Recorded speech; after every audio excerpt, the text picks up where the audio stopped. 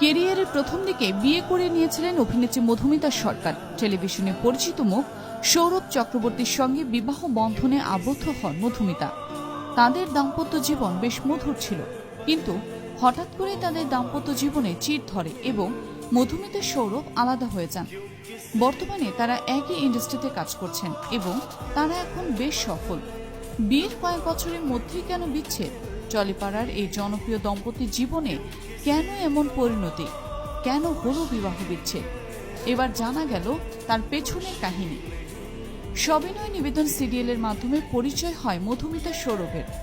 প্রথম দিকে তারা দুজন দুজনকে পছন্দ করতেন না ঠিকই, কিন্তু দীর্ঘদিন ধরে একসঙ্গে অভিনয় করার সূত্রে ধীরে ধীরে তাদের মধ্যে বন্ধুত্ব তৈরি হয়। এরপর প্রেমের রূপ নেয় সে সম্পর্ক। মধুমিতার মা সৌরভকে প্রথম দিকে পছন্দ না করলেও পরবর্তীকালে তিনি মধুমিতার সিদ্ধান্তে সায় দিয়েছিলেন এবং তাদের বিয়েও হয়। বিবাহ জীবনে শুরুটা ছিল মধুর সম্পর্ক দিয়ে। একাধিক সাক্ষাৎকারে তারা তাদের সুখী দাম্পত্যের জীবনের কথা তুলে ধরেছিলেন, এমনকি তারা একসঙ্গে টিভি কমার্শিয়ালেও কাজ করেছিলেন। দুজনে মিলে একটা প্রোডাকশন হাউসও খুলেছিলেন। কিন্তু সেই সম্পর্ক হঠাৎই ছন্দপতন হয়। মিডিয়ায় ছড়িয়ে পড়ল মধুমিতা সৌরভের বিবাহ বিচ্ছেদের খবর। সেই সময় এক সাক্ষাৎকারে মধুমিতার বিস্ফোরক মন্তব্য ছিল, একটি বৈবাহিক সম্পর্ক চালিয়ে নিয়ে যাওয়ার জন্য ভালোবাসার শেষ কথা নয়। এই কারণেই তারা বিবাহ বিচ্ছেদের সিদ্ধান্ত নিয়েছেন। 2019-এর শেষের দিকে সামনে আসে এই জুটির বিচ্ছেদের খবর। যদিও পরবর্তীকালে মধুমিতা সৌরভের বিরুদ্ধে পরকীয়ার অভিযোগ তুলেছিলেন, কিন্তু সৌরভ তা পুরোপুরি অস্বীকার করে যান। মধুমিতা বারবার মানসিক অত্যাচার প্রসঙ্গে তুলে আনলেও সে কথা কখনো প্রকাশ্যে আনেনি।